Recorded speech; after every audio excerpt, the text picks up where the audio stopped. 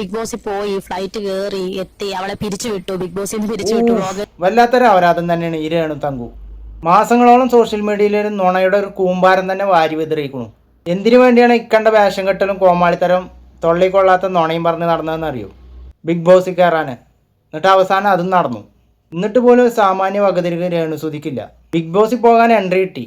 അപ്പോൾ പിന്നെ ജനങ്ങളെ ഒന്നുകൂടി മണ്ടന്മാരാക്കിയിട്ട് പോകാമെന്ന് കരുതി. ജനങ്ങൾക്കറിയാം എത്ര വലിയ ഉടായ്പാണെന്ന്. അത് നിരന്തരം കാണിച്ചുകൊണ്ടിരുന്ന കോമാളിത്തരത്തിലുണ്ട്. അപ്പോൾ പിന്നെ അത് വിട്. ഇപ്പം തന്നെ എജ്ജാതി ഡ്രാമ. അപ്പോൾ പിന്നെ ഇനി അതിൻ്റെ ഉള്ളിൽ പോയാൽ പറയണോ? രേണുവിൻ്റെ വിളയാട്ടം കാണാൻ ഇനിയും നമ്മളെ ജീവിതം ബാക്കി. എന്തായാലും ഓസ്കാർ അവാർഡ് കിട്ടിയ ഡ്രാമ എന്ന് നമുക്ക് കാണാം.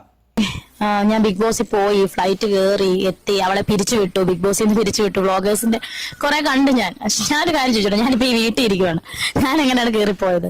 അഥവാ എന്നെ ഇതുവരെയായിട്ട് വിളിച്ചിട്ടില്ല. വിളിച്ചാൽ എന്തായാലും ഞാൻ കയറി പോകും തന്നെ ഞാൻ പറയുന്നു, അല്ലെ? അവിടെ നിന്ന് ഗെയിം കളിക്കാൻ വിളിച്ചാൽ എന്തായാലും സന്തോഷത്തോട് കൂടി പോകും. കാരണം സ്വിച്ചാണ്ട് വലിയ ആഗ്രഹമായിരുന്നു ബിഗ് ബോസ്.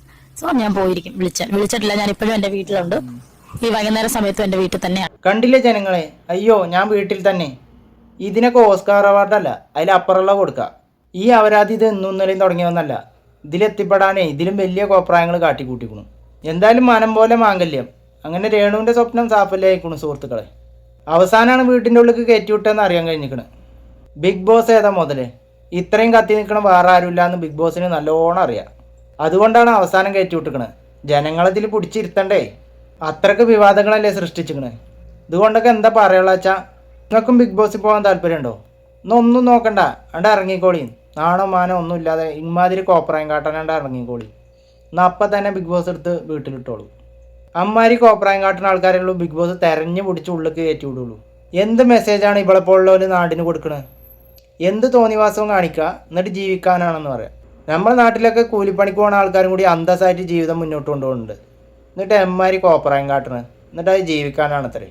എന്തായാലും രേണുവിൻ്റെ കോപ്രായങ്ങൾ ഒന്നുകൂടി ശക്തമായിട്ട് കാണാം. എന്താ അറിയോ? ഒരുപാട് PR ടീമും ബാക്കിയുള്ള സംഭവങ്ങളൊക്കെ റെഡിയാക്കിയിട്ടാണ് മറ്റേ ആൾ ഉള്ളിൽ പോയിക്കുന്നത്. PR ടീമൊക്കെ ഉള്ള സ്ഥിതിക്ക് കുറച്ച് ദിവസം അതിൻ്റെ ഉള്ളിൽ കടന്ന് ഇങ്ങനെ കളിച്ചോളും.